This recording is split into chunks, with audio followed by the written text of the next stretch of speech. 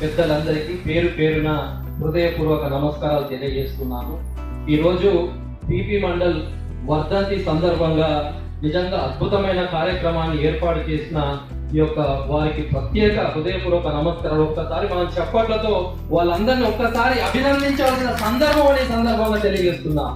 దానికంటే ముందు ఒక్కసారి ఒక నినాదంతో స్టార్ట్ చేద్దాం. జై యాదవ్, జై యాదవ్, జై మాధవ్, జై యాదవ్, జై మాధవ్, జై యాదవ్, జై మాధవ్. ఇక్కడ యాదవులందరూ చేతులు లేపాలండి. నేతలు జై యాదవ్, జై మాధవ్, జై యాదవ్, జై యాదవ్, జై యాదవ్.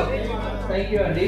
ఈరోజు ముఖ్యంగా బీపీ మండల్ గురించి మాట్లాడాలనుకుంటే ఆయన ఒక వ్యక్తి కాదు, ఆయన ఒక ఉద్యమం, ఆయన ఒక విప్లవం, ఆయన ఒక సామాజిక న్యాయానికి నిలువెత్తు నిదర్శనం ఒక బీపీ మండల్ అని ఈ సందర్భంగా తెలియజేస్తా ఉన్నాను.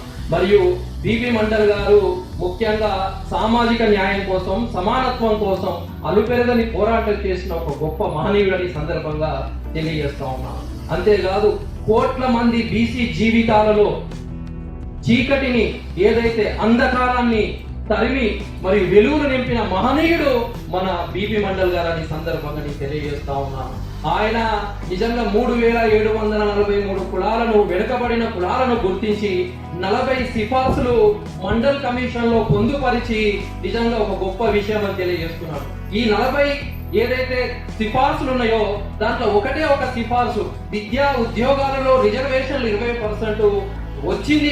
దాని వల్లనే ఎంతో మంది బీసీల జీవితాలు బాగుపడ్డాయి, వెలుగులోకి వచ్చాయంటే ఆ ఒక్క సిఫార్సు ఈ సందర్భంగా తెలియజేస్తా ఉన్నాను. ఒక్క సిఫార్సుతోనే ఇంత వెలుగులు వస్తే మరి మిగతా సిఫార్సులన్నీ ఎందుకు అటకమీద పడ్డాయని ఈ సందర్భంగా నేను తెలియజేస్తున్నాను. ఈ రోజు ఎన్నో కేంద్ర ప్రభుత్వాలు వచ్చినాయి, మరి బీసీలకు ఏమన్నా చేసిందా అంటే లేదు. ఆనాడు ఒక్క సిఫార్సు కోసం ఆధిపత్య కులాలు ఎన్నో పోరాటాలు ఎన్నో చేసి దానికి క్రిమిలేయర్ కూడా పెట్టి ఈ రోజు చేసిన పరిస్థితి మన అందరికీ తెలిసిందే. గొప్ప మానవుడు ఆయన ఒక సిఫార్సుతోనే దేశం మొత్తంలో ఎన్నో అద్భుతాలు క్రియేట్ అయినాయి. అంటే మిగతా సిఫార్సు కూడా అమలు చేస్తే మాత్రమే బీసీల జీవితాలలో నిజంగా అద్భుతాలు జరుగుతాయి, అభ్యున్నతి జరుగుతుందని సందర్భంగా తెలియజేస్తా ఉన్నాను. అయితే ముఖ్యంగా ఈ రోజు బీపీ మండల్ ఒక యాదవ సామాజిక వర్గ కుటుంబంలో జన్మించిండు. ఆయన మన బిడ్డ, మన గురువులాగా మనం పూజించుకోవాలి. ఆయన వర్ధంతి కావచ్చు, జయంతి కావచ్చు రాష్ట్ర ప్రభుత్వాలు అఫీషియల్ గా చేయాలని అప్పటిదాకా అనుపెరగని పోరాటం కూడా చేసే బాధ్యత మన భుజాల పైన ఉందని సందర్భంగా తెలియజేస్తున్నాను. దానికంటే ముందు ఒక్కసారి సామాజిక చరిత్ర, భారతీయ సామాజిక చరిత్ర చూస్తే యాదవుల చరిత్ర ఎంత గొప్పదో ఒక్కసారి ఆలోచించండి. చంద్రవంశ క్షత్రియులు మన యాదవులు. అంతేకాదు ముఖ్యంగా మనం అనుపెరగని పోరాటం, ప్రకృతిని ప్రేమించడం, ప్రకృతిని అర్థం చేసుకోవడం అది యాదవులకే సాధ్యమని సందర్భంగా తెలియజేస్తున్నాను. అంతేకాదు యాదవులు శ్రీకృష్ణుడి అంశతో జన్మించిన వారు ఈ యాదవులు.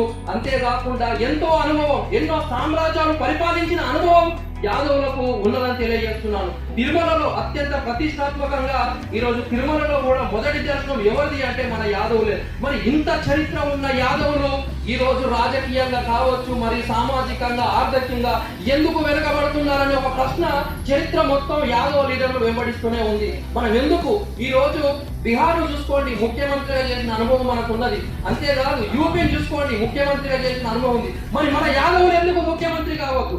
మన యాదవులు ఎందుకు మంత్రులు లేరు? మన యాదవులు ఎందుకు జనాభా దామాష ప్రకారం ఎమ్మెల్యే లేరు? ఒక్కసారి ఆలోచించండి. అందుకే మండల్ ఏమని చెప్పాడు? చదవండి, చైతన్యం చేయండి, మరియు ఐక్యంగా కానండి. మన యాదవులందరం ఐక్యంగా పోరాడదాం, కలిసి కట్టుగా ఉందాం. పోరాడితే పోయేది ఏమున్నది? బానిస సంఖ్యలు తప్ప రాజ్యాధికారం సాధించుకోవడమే మన హక్కుగా పోరాడదాం అని తెలియజేస్తా ఉన్నాను.